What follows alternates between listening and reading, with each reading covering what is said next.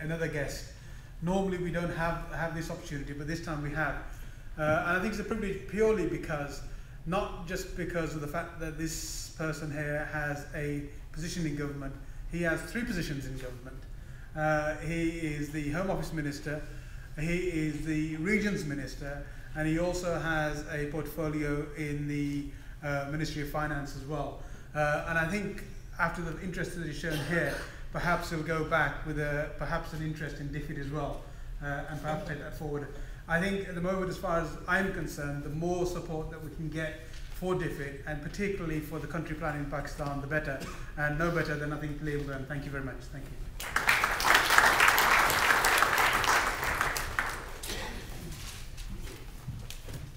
Well, friends, Shahid, Khalid, Council General, councillors, it's an enormous pleasure to be here to help launch the country action plan for DFID. And Shahid, can I say to you an enormous thank you for launching today's plan in Birmingham. You're very much at the home of Britain's Pakistani community. 1 in 5 British Pakistanis live here in Birmingham, so there really is no better place to get this plan off to a flying start than here in Birmingham. So for that, thank you. What I like about today's plan is its sheer ambition. We have already got 10-year development plans in place, signed by the Prime Ministers of Pakistan and the UK. But now we are going further. Now we are backing those warm words with hard cash. We are now doubled the aid budget for Pakistan, up now to £480 million, the second largest bilateral aid programme that this government now has in place. Many of us over the years have talked about how relations between Pakistan and the UK are drawing closer and closer together. You see that in the growth of trade, and you see it in the movement of people. I saw it myself with my own eyes when I became the first Labour Minister to visit Dadyal, and what was fantastic about when I was there is how many of you were there, and you just got that sense that the free movement of people and trade and ideas and energy between our 2 countries is now fast and furious. And for the UK, this is an important thing, because the EU remains Pakistan's biggest international trading partner, and within the EU, you will always find the UK on the side of fair trade and free trade for Pakistan. But the point about the relationship between our 2 countries is that all of us know that we are simply not in this business simply to build a world of trade. We're in this business because actually we believe in a world of trust.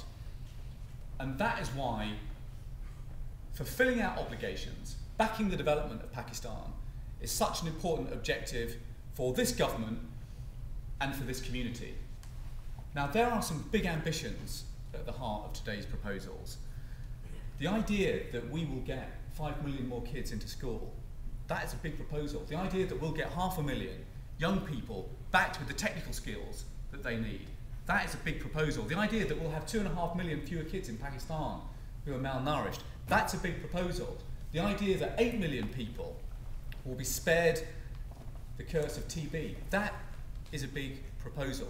So this is an ambitious plan, and it hasn't happened by accident. We haven't arrived at this point by accident. Actually, we've arrived at this point because Shahid, you and DFID took the time and care and effort to actually listen to what the British Pakistani community had to say about the priorities for change and the priorities for aid to Pakistan.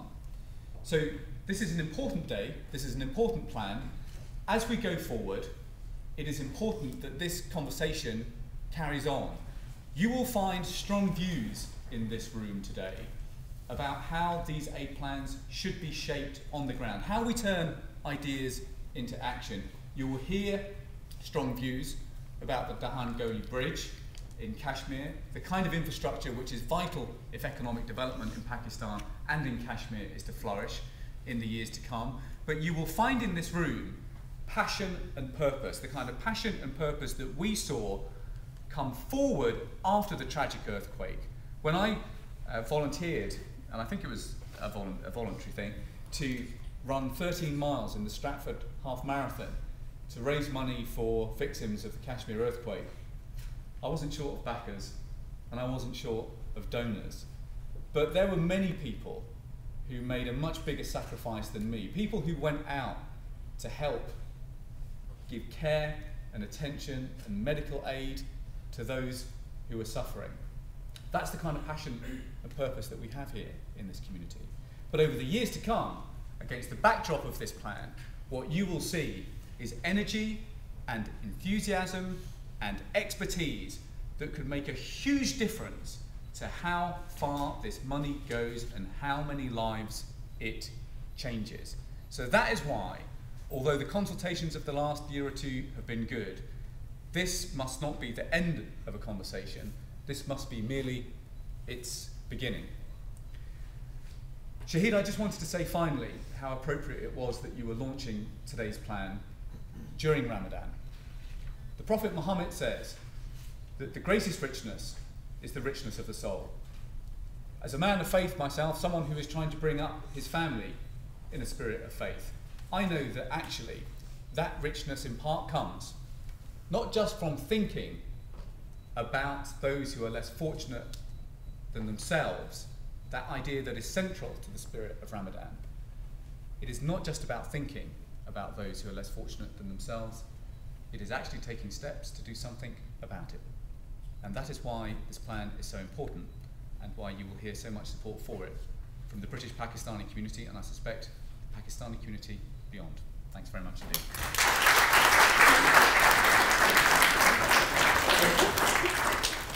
Liam, thank you very much. Liam.